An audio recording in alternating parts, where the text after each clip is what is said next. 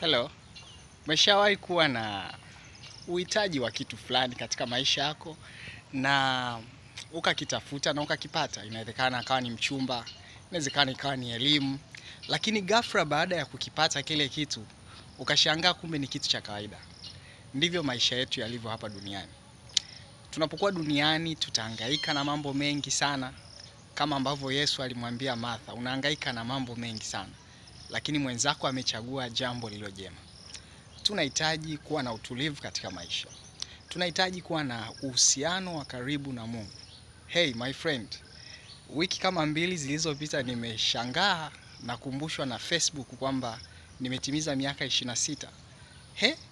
Na wakati nakumbuka mambo ya nikiwa na miaka 3.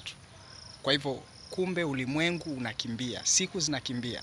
Hatuna muda mrefu wa kukaa hapa duniani, lakini tunaweza tukautumia huu muda vizuri kutafuta ya kiroho.